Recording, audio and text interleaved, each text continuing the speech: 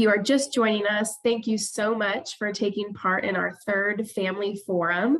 We are so happy to be hosting this opportunity to bring families and advisors together to really focus on multi-generational family.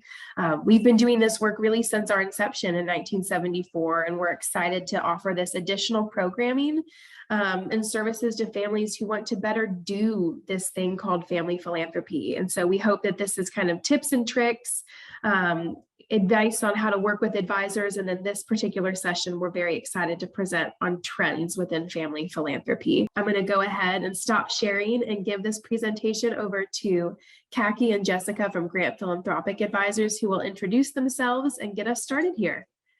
Great.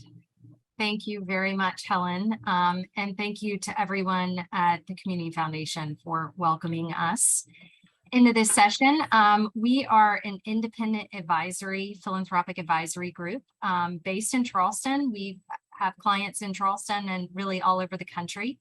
Started it 3 years ago, and we work with families, family foundations, donor advised fund holders, family offices, and so on. So we are excited to partner with the Community Foundation on this. And thank you all to the philanthropists and advisors who are on this session, attending this session to carve out the time. And our goal today is really to help offer a lens into what's going on out there in the field. And then hopefully you can find yourself in the context of these trends and the snapshots. I am Kaki Grant. I am the principal and founder of Grant Philanthropic Advisors, and I grew up in the world of nonprofits. I was a frontline fundraiser for a long time and also an advisor consultant to nonprofits on fundraising strategies. And I'll let Jessica introduce herself. Thanks, Kaki. My name is Jessica Williford. I recently joined Grant Philanthropic Advisors as a senior advisor after a nearly 10-year career at the Boeing Company, overseeing their community engagement work, including their charitable investments and volunteerism across the East Coast and throughout the Southeast. So I'm excited about this new role here in Charleston, but I've been in Charleston in this region for over 12 years now. Great, thank you. And today you'll hear us reference donor advised funds. You'll hear us reference family foundations and individuals, and we have a number of resources from which we've pulled. And at the very end, we will have a slide where you can reference all these. And I believe Helen will share this presentation at the end, so you can have hyperlinks to all of these things. And we thought it'd be helpful, one, to just offer a snapshot of where we see things in the field.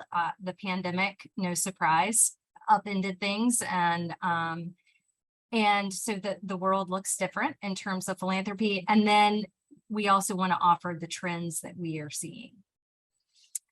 So that's sort of the flow of our day here. But first, I wanted to get a little philosophical and bring in Aristotle, and just to offer kind of peace of mind that families and individuals have been trying to get family philanthropy right for a long time. And I love this quote from Aristotle. You know, to give money away is an easy matter and in any man's power, but to decide to whom to give it, how much, when, and for what purpose and how is neither in every man's power or an easy matter. Just all that to say is that people have been struggling with this and how to do it well and right in their minds and what aligns with their values and their community's needs. You know, this is an age-old issue. So I commend you all for leaning in and kind of asking some of these tough questions. First, I just wanted to, really distill into one slide, if we can, just this unprecedented flow of assets that is happening and will happen over the next 2 decades. $30 to $68 trillion. That's a hard figures to wrap your brain around. That's something that came out of the Wall Street Journal at the end of 2021, and it will be passed from the silent generation and the baby boomers to millennials and Gen X. And a lot of what we heard from these advisors in the last session, asking a lot of questions, what are we going to do with it? How much is too much to leave to my children and grandchildren? What do they need? How do I set them up for success in life without kind of killing their ambition? And so once you and the advisors wrestle with that question, I think the next question is, well, what do you do with the balance? And so we have seen a huge growth in giving vehicles in recent years. We have, an influx of donor advised funds. We see here that they've increased by 240% in the 8-year period before the pandemic. And that's a really popular vehicle. The PIF there is the private foundations, that the donor advised funds just offer a lot of flexibility, as you well know, being with the community foundation. And we also see that 10% of all dollars, this is a little bit of a dated figure, but 2015, 10% of all dollars came from donor advised funds going to charities. And then on the private foundation side, we see that about 82 million is coming from grants from those private foundations. So I think the coming back up to the top about this idea of the flow of assets, families are also asking questions around what else do we want to pass on to our heirs? What else do we want to pass on to these millennials and Gen X? They're inheriting a complicated world. And families are talking about values, value systems, stories of how families have navigated troubled times or built a business, times of resiliency. And so philanthropy offers a lovely avenue to pass those values and stories on. And so that, I think that's why we see such a influx and increase of these giving vehicles. And then the pandemic, I'm telling you something you already know. We've all lived the last 2 years. We've seen a really high demand of public services, anywhere from healthcare to after school supports to mediate this learning loss. And with that comes an increase for private support, and philanthropy and nonprofits were really well poised to respond quickly and flexibly to all the things that surfaced in 2020 and 2021. And we saw philanthropists rise to the occasion, family philanthropists that really stepped up. So we saw an increase of 4.1% increase in 2020. We saw private foundations really lean in and increase their giving. We saw an increase of 17%. And in that spring of 2020, the Council on Foundations, that's what the COF stands for there, convened foundations, community foundations, private foundations, independent foundations. And they said that they wanted to loosen their restrictions and really help those nonprofits that were responding to their communities. So about 800 foundations signed a pledge to come together and support each other in that and their communities. At the same time, we saw about 700 foundations also sign a pledge to act with fierce urgency. And as you may know, there is a lobby to urge the IRS to raise that minimum payout to 10%. So private foundations are required by the IRS to do a minimum payout of 5%. This is a, kind of a sticky argument. Lots of thought leaders around the country saying we should not regulate philanthropy in any way. We should let the donors decide. And so that's just a dialogue that's going on in the world. I do think it's worth noting that the Community Foundation, the Coastal Community Foundation donor advisors, they granted out closer to 14% of their fund balances, which is really impressive.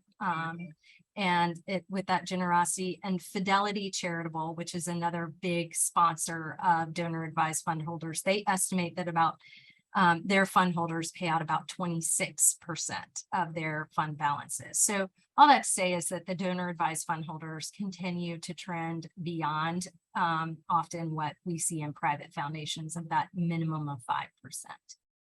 So the pandemic really hastened and triggered and catalyzed a lot of philanthropy And I think the big question mark is, will that stick?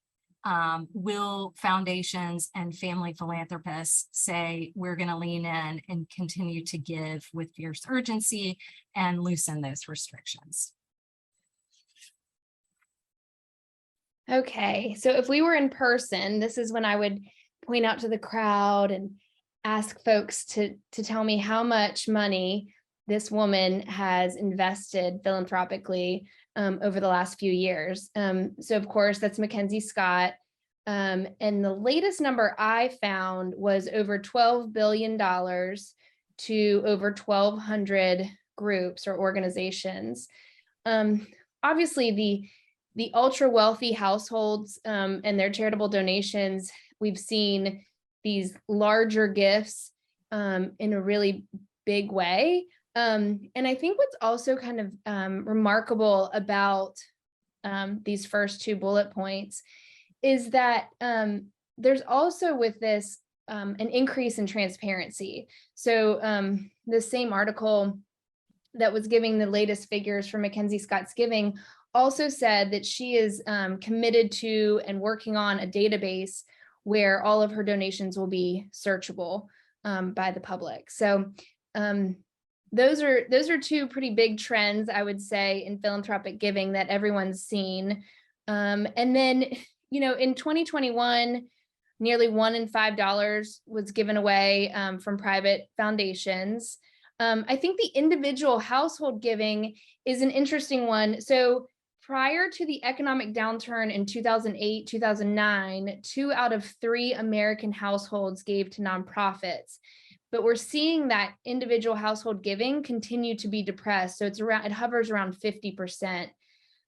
Americans have historically given 2% of their personal disposable income, but this has remained the same since 1981, despite our continued market growth. So, I think the individual household giving is an interesting, this is an interesting snapshot on those. And then the older and larger family foundations, they tend to focus more giving geographically based, where they are and in the communities in which they care most about. But the more recent foundations that have been set up are very much more issue focused. And so, I think we're going to continue to see that issue focused trend and that impact investing. And then, you can see that impact investing is up twofold from 2015. I think as numbers and data continues to be updated, especially as we start to see more and more data from the 2020 and 2021, I think we'll continue to see that on the rise. And again, back to that pandemic slide, I don't think this is a surprise to anyone. Volunteerism in the community is, slowly coming back up, but it's nowhere near where we were at pre-pandemic levels. And I think you all have probably seen that trust in the nonprofit sector is at an all-time low, as is trust, I think, in many sectors. So anyways, that's just the snapshot on the philanthropic giving. And now we're going to kind of transition into this trends conversation and really around generational conversation. So there's definitely this renewed interest in building consensus among families and across generations among their commonly held values. And I think it's this book right here, Generation Impact, How Next Gen Donors Are Revolutionizing Giving. One of the authors, Sharna Goldsecker, did a podcast not that long ago where she shared more about her research and next gen donors. And she was mostly talking, I think, about millennials in this research, but there might be a reach a little bit into Gen X. But this next gen donor wants to give now. They want to see the impact while they're still living. They also want to go beyond check writing. So they're a little bit more innovative in how they do their giving. There's usually multiple vehicles involved. They want to do something, but not anything. Quite frankly, I think they are frequently seen as too young to be on the board of a nonprofit. And so they're asked to be on a committee or to be on the planning committee for the big fundraiser. So instead, they really are seeking out to be valued as partners. The research has also shown that 38% of those who grew up with strong giving traditions in their households say that their parents inspired them most, in comparison to 14% of those who did not grow up with strong giving traditions present at home. So I think, in essence, we're seeing kind of these changes to the governance structures, especially within these family foundations. The future generations are being brought into the fold, I think, more and more. And really, at the end of the day, you can never be too young to get involved in the discussion around community. So that's kind of where we are on the generational conversation trends. And now I'll add one note yeah. to this trend. Sure. This is a lovely, as I mentioned, the question about what else are we passing, not just dollars and assets to the next generations. I think that this is where that involving setting up these junior boards, next gen boards, even giving like a group of middle school grandchildren a little pot of money to play with at Thanksgiving to make some guided decisions, doing volunteer engagements as a family. This is where where it can get really fun, frankly.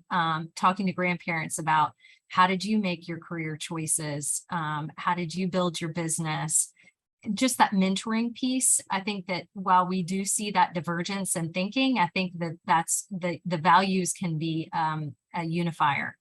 You may just interpret them a little bit differently by generation. So we are seeing really exciting conversations and action around across generations.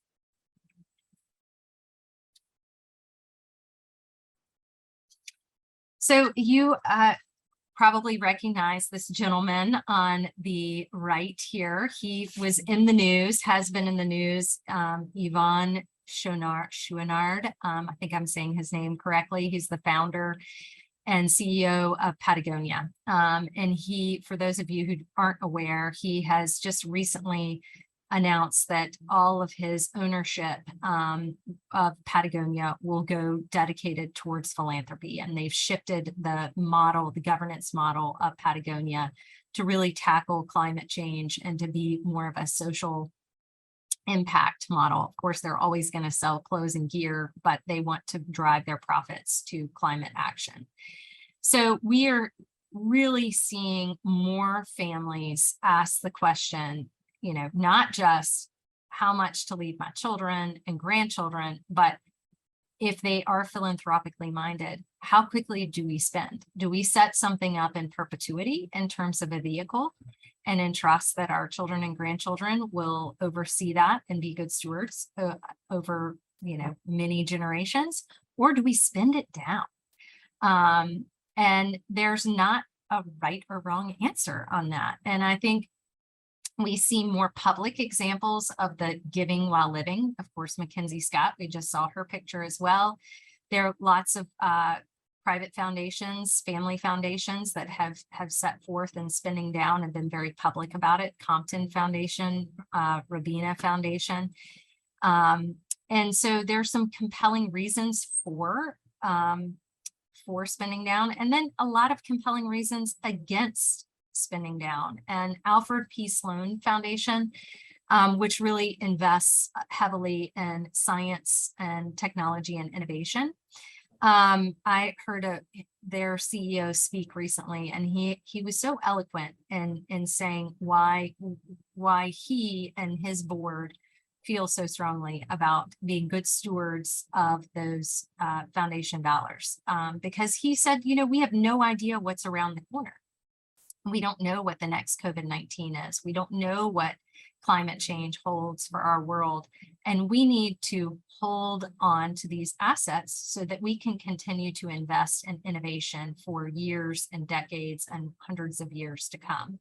So his argument was we have fiduciary obligations. and we should conserve for future needs, essentially. And that this is the world's risk capital. This is the social sector's risk capital. So we should protect it and make sure that we trickle it out slowly over time. So I thought that was a really, he was very eloquent around that. And then the argument for increasing a spend down is that now is, I mean, if not now, when?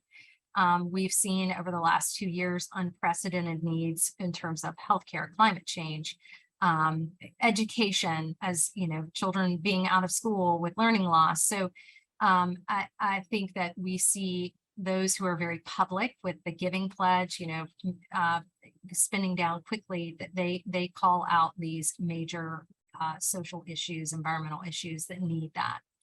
And then another interesting argument around spending down too is that, you know, just supporting the nonprofit sector. That's where that social innovation is taking place. It fuels a lot of jobs and just the economy of the nonprofit sector. And then this consideration piece here that you see, I think, like I said, there's no right or wrong answer around having to spend down or hold in perpetuity. This actually came from the National Center for Family Philanthropy and adaptation of this, but just really ask these questions, you know, what is your why? What are your values? How do you want to, what are your goals related to equity and power? What issues do you care about? You know, if climate change is one of your issues, perhaps you do spend, you know, accelerate your spending. So these are all questions that we would encourage a family to ask as you're considering your spending policy.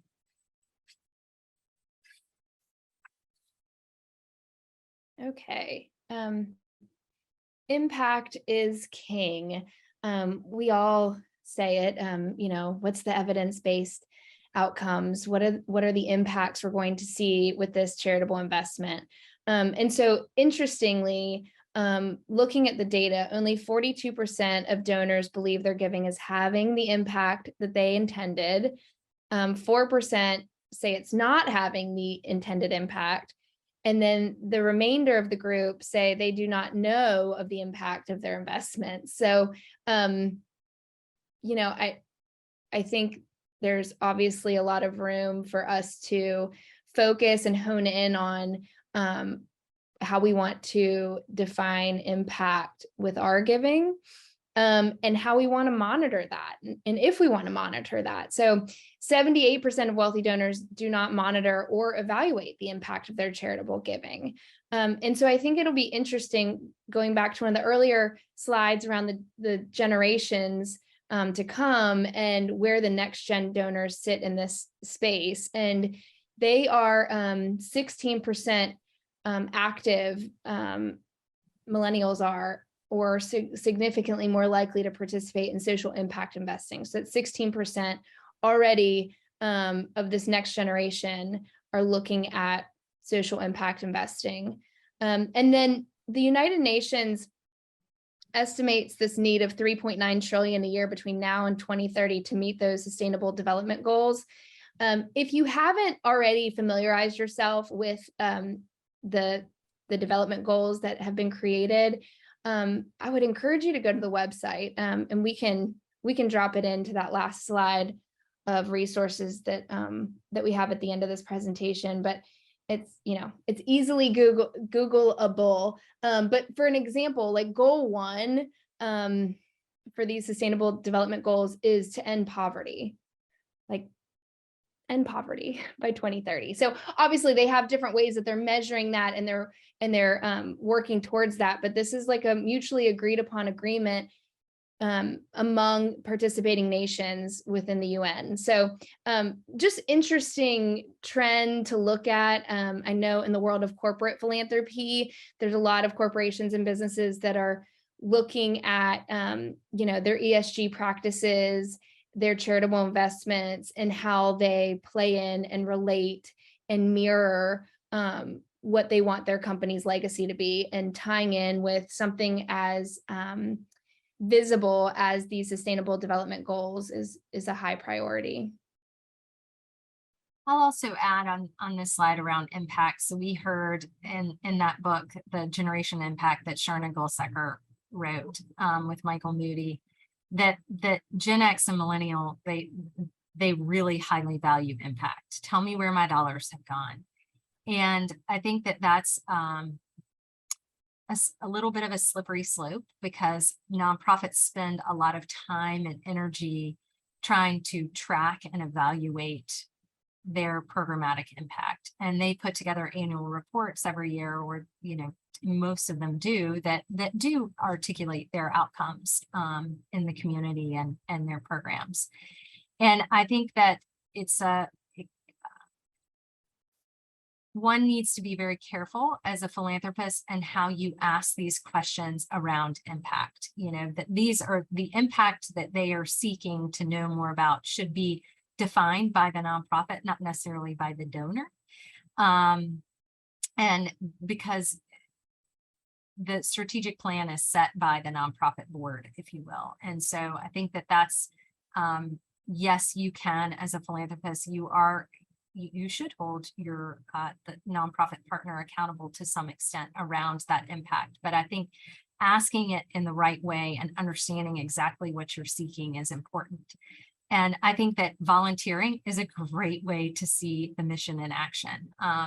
As Jess mentioned earlier, we've seen volunteer rates dip because of the pandemic in the last couple of years, but I'm really hopeful that they come back up now that we're pulling out of COVID and learning to live with it better. But I think that just simply showing up and, building a wheelchair ramp or sorting food at the food bank, you really see the impact, anecdotally. So I think that that's a really easy way to engage. Okay, the next trend we wanted to look at was leaning into racial justice. Diversity, equity, and inclusion, or as it's more commonly known, DEI, has been obviously on the rise,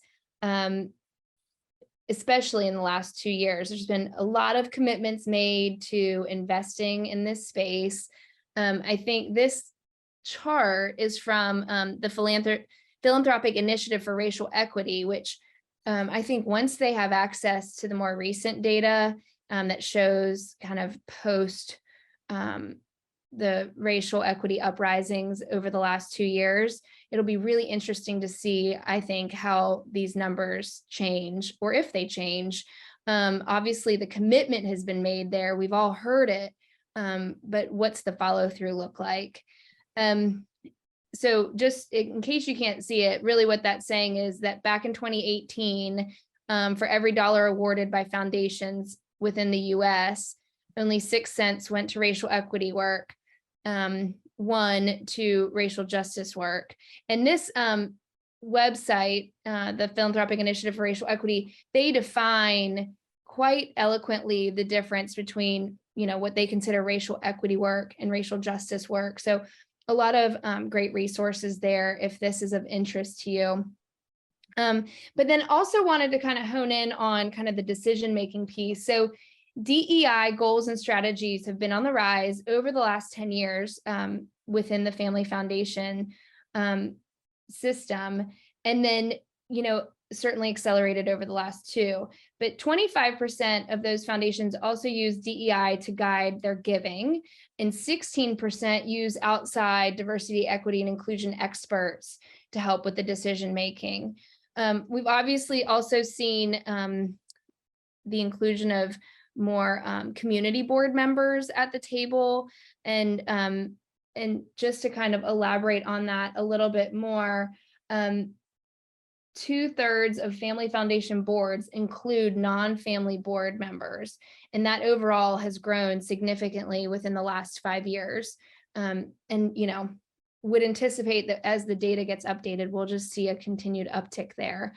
But to the earlier point, we're still uncertain on how sticky all of this is going to, in the interest, is going to remain.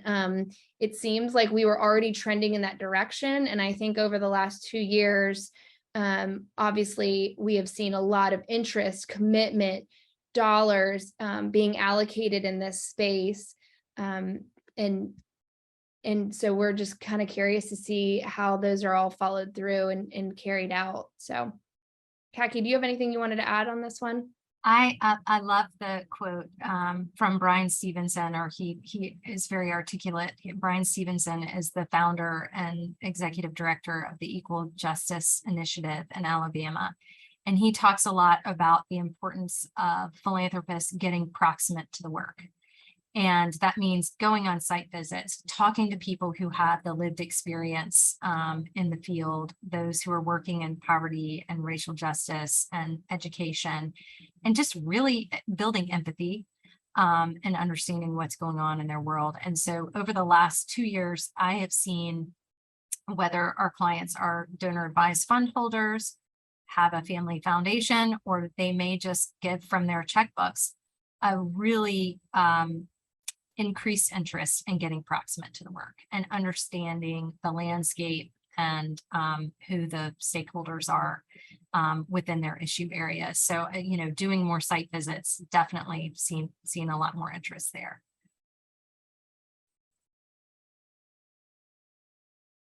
So women are increasingly more power players, if you will, within the philanthropic field. These statistics are based on U.S. Trust's report from 2018. So 93% of high net worth women reported that they give to charity, and women love to volunteer. Their statistic of participation in volunteering is higher than men, and they love to serve on a board of a nonprofit. And so again, what I see anecdotally, this data backs up. Women like to touch and feel a nonprofit mission before they, as they get invested.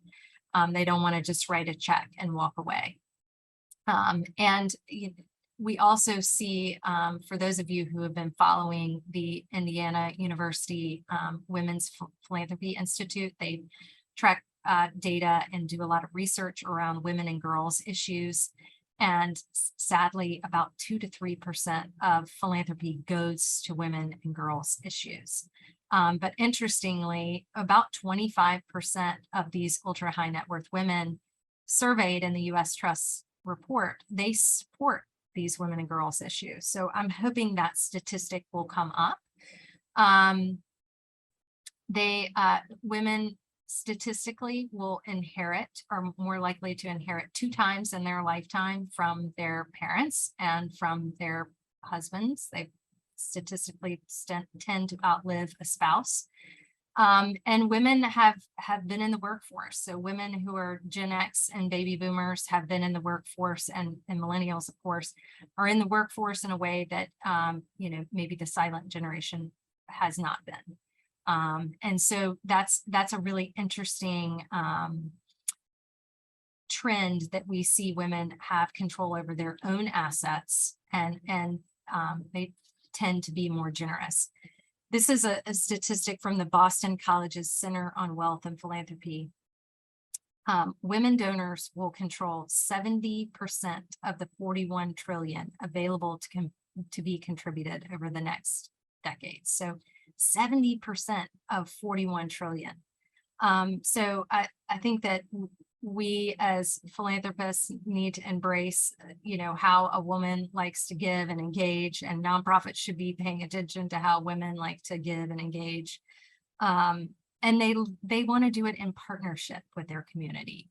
Again, I'm kind of painting in broad brushstrokes, but that's what the research tells us. They want to partner with the nonprofit, understand the mission, show up and volunteer. And this initiative around trust-based philanthropy, I touched on it earlier, and this kind of is a little bit in tension with this impact is king notion. This is a movement it's based in California, the Trust-Based Philanthropy Project. This idea is not new, but it has gotten a lot of traction and attention since COVID. And this is not something that a family foundation or a giving family would turn on and say, okay, we are trust-based philanthropists today, going forward. It's a process, right? You may want to embrace some or one of these concepts over time and try it on, see how it feels within your family. Some generations may be more embracing of this concept than others. And the basic principles are that a philanthropist would make multi-year unrestricted grants. You understand your nonprofit partners. You value their leadership. You value the board's direction around a strategic plan, and you're going to invest in them for the long haul. So it may be a 3-year grant or a 3-year commitment. And that really helps a nonprofit plan for the future rather than every year kind of doing a nail biting. Are they going to give to us again? I'm not sure.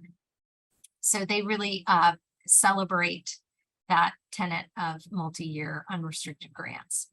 And doing the homework, this is, they advocate kind of flipping that on its head. So a nonprofit, typically when they're hosting a family for a site visit, they're gonna do all this homework on who you are and what drives you, where you've given in the past, how you earned your money. But the Trust-Based Philanthropy Project advocates that you, as the donor, do the homework on the nonprofit. You understand, how are they measuring impact? What is their strategic plan? Who's on their board? What's their past track record? So that you show up informed and ready to engage and ask good questions. The idea of paperwork, I don't know how many of you accept applications, probably not many, but the idea is that you streamline that or do away with that process. You just say, I'd like your annual report and a copy of your strategic plan, something you already have on hand, and let's just talk and before, because you ponder a gift. Being transparent and responsive. This is a call for you as a philanthropist visit a nonprofit and you say, I care deeply about racial justice and equity and women's initiatives. Sharing with them at the outset what you care most about and why you're there and what you hope to get out of the engagement, I think is really helpful to accelerate that discussion with a nonprofit, to build that partnership, and then also to be responsive.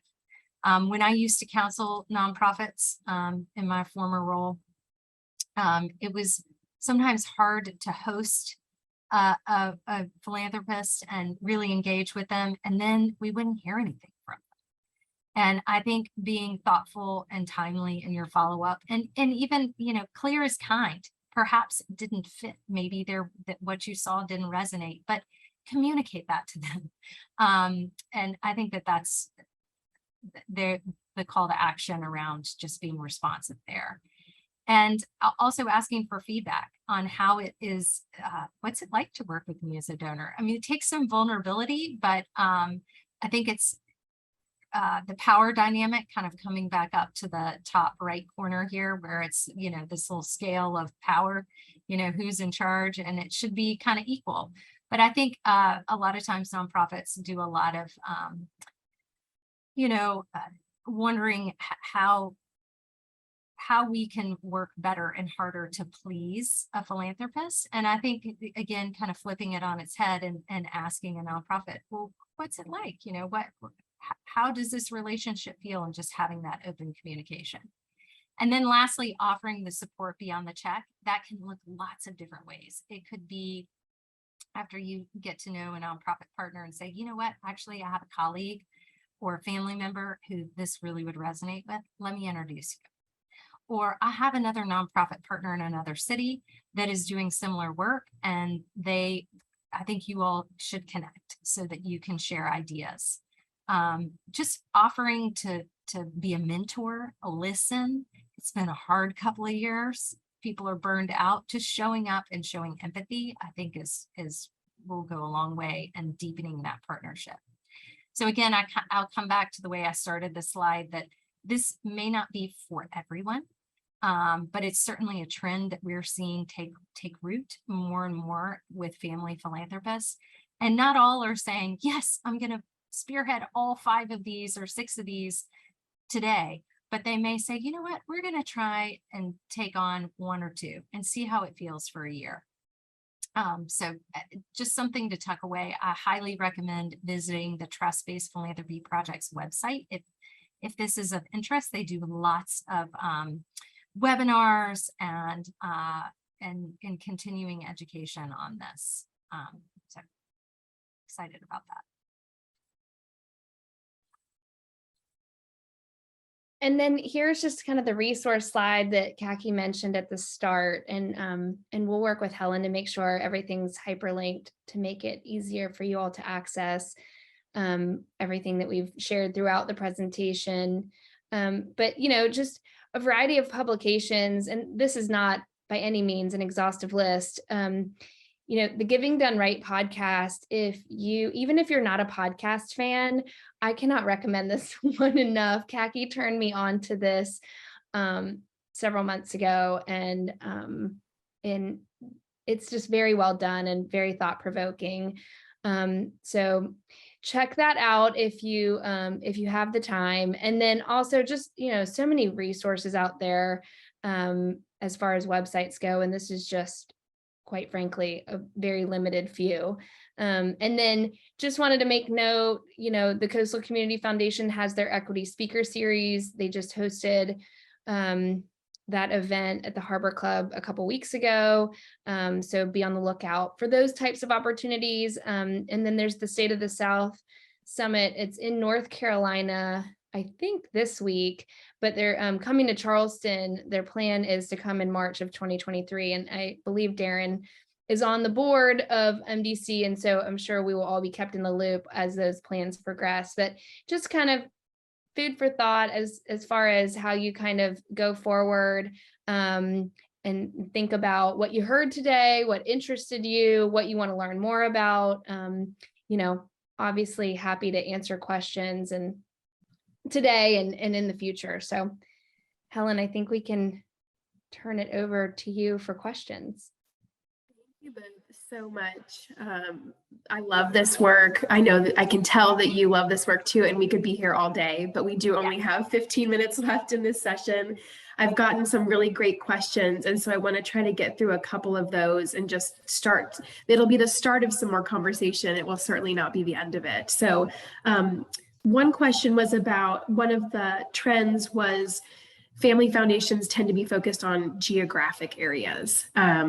As many people know, families are spreading far across the country now. And so I'm just curious if you have any insights or information about how family foundations are kind of reckoning with wanting to have values or causes that are near and dear to a geographic area when maybe G2 or G3 live halfway across the country. Kind of what are you seeing and hearing about that? I see foundations approaching that in different ways, right? And it really comes from thoughtful strategic planning.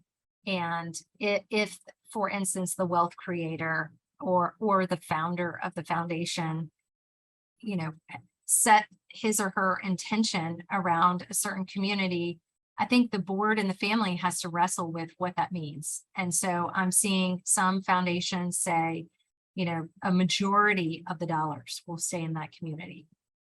Now, what the balance looks like could be, allocated by discretionary funds for, each board member who may live outside of that geographic area.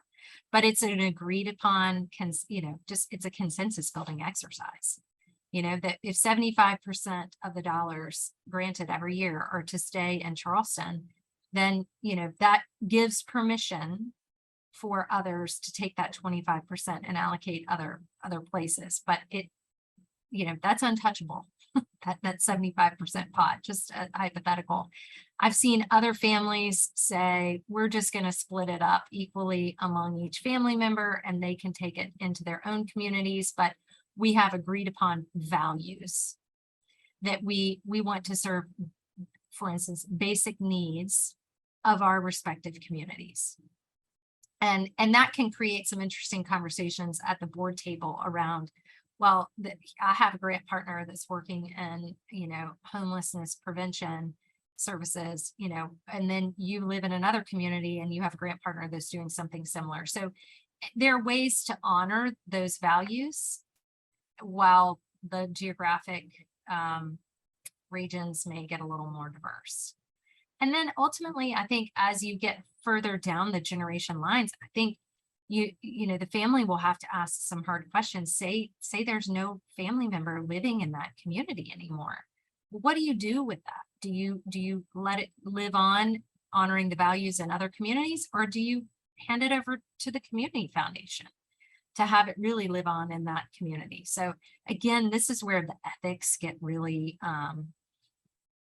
nuanced, and there are no right or wrong answers. Well, I want to underscore one thing that you said to start is it's about thoughtful, strategic planning, and it's about having these conversations regularly.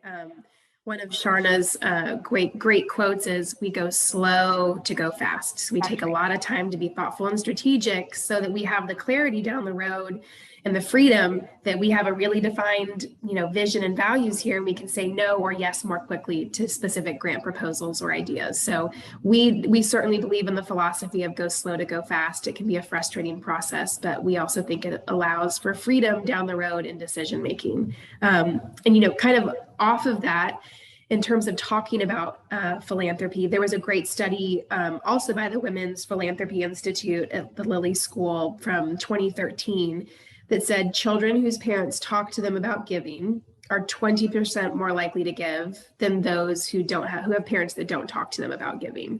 So obviously conversations about philanthropy are really important. How do you recommend that families start this conversation, or activities to start this conversation? Well, this is a great time of year to start it. And you know, just November being a month of gratitude, kids are never too young to engage in this. And like Jessica and I have a suite of books that we recommend, children's books that focus on gratitude and empathy. And you know, if you're like me, you're like, oh, what do I give my kids for Christmas? Like, that's a great thing to give your kids, to read aloud with them. You know, if they're really young. I have middle schoolers, you know, I gift them books about, you know, people who are going into other cultures and volunteering and doing things along those lines. That sparks interesting discussions. Going back to 2164, Sharna Goldsecker, we keep mentioning her. She and her team have developed a great book called the Grandparent Legacy Project. And at the front of the book, it's a series of kind of older individuals who are talking about how their values came to be solidified in their lifetime. And then at the back of the book, it's a list of questions that you can use with your grandparents to facilitate those discussions about, you know, highs and lows in life. I mean, life is not always rosy and easy. And how did you find resilience? Like, I think that those values come through. You know, around the Thanksgiving table, I think is a great, and Christmas table, or whatever holiday you celebrate in December, is a great way. And it's not about money. You know, it's not like we're going to give away $100 gajillion at Christmas. No, it's about how you talk about it, how you understand your community, how you engage with others. That I think is really what you want to impart to your kids and your grandkids. Jessica, I'll be quiet. Anything you want to add there? No, I think you touched on it earlier too, around the volunteerism. I mean, there are volunteer projects in this community that allow kids to participate. And I think starting early, having those conversations, like, you know, kids are obviously very impressionable, and we can do so much to benefit others. And in the meantime, you know, start that dialogue at a young age. So I think, you know, getting our hands dirty, so to speak, is a great first step as well. And site visits. I mean, they kind of go hand in hand. The only thing that I would add to this conversation is we view it as not just the responsibility of the older generation to start these conversations, but the younger generation to ask. So we're starting to prepare more resources about the successor advisor generation that, may have been named on a fund to inherit 10, 15 years ago, and they have no idea what it means. What questions can they be asking to really provoke discussion from their parents or from their grandparents? Because it really is, it's about a conversation, which is a two-way street. So it doesn't matter where it starts, it just matters that the conversation is happening. Let's see, I've got one other question that is more general. What are the key skills that allow people to participate in family philanthropy effectively in 2022?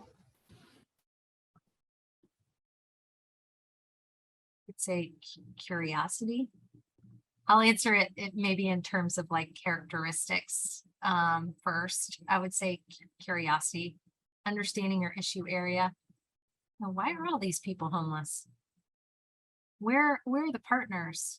Why does North Charleston have a high eviction rate? Just curiosity, and understanding your community generally. I would say humility, showing up and listening hard to the leaders and the stakeholders within that issue area. Discerning, I would say having a discerning eye, understanding, the leadership, do you resonate? Do you have a rapport with that leader? Do you trust that leader? I think that those are like really will yield effective partnerships long term.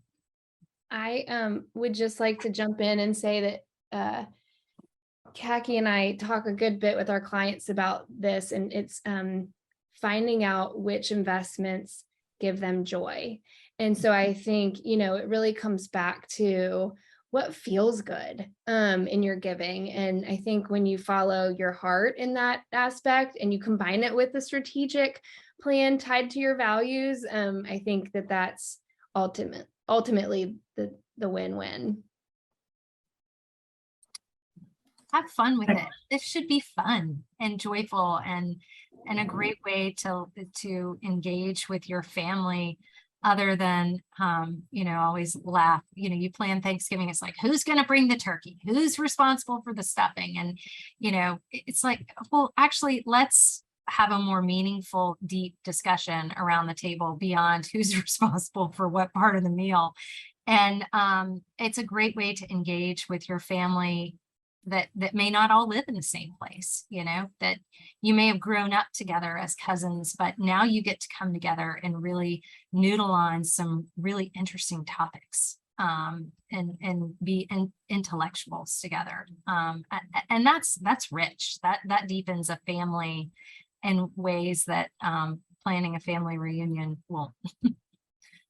I'll add one of the quotes that was memorable to me from the first session was Trip Wiles talking about that planning is not just about the play-by-play, it's about the color commentary as well. And so just as you said, we talk about Thanksgiving logistics. I'm great at logistics and spreadsheets, but there's a lot of value in the color commentary as well. So making sure that's a part of the conversation.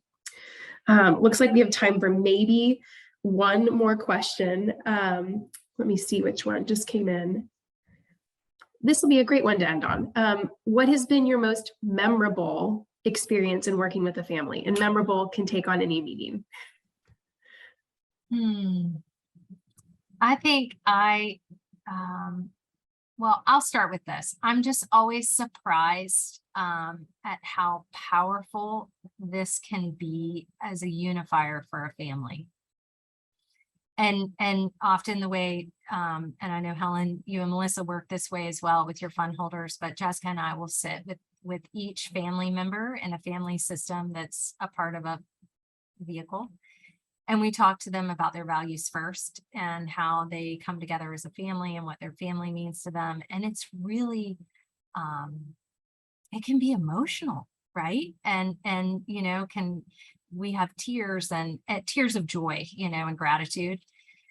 And I think what to me is memorable about it is when you can connect the dots between tapping into that values and the memories of their family and what their family means to them, to finding a project or an issue area where they can really lean in on.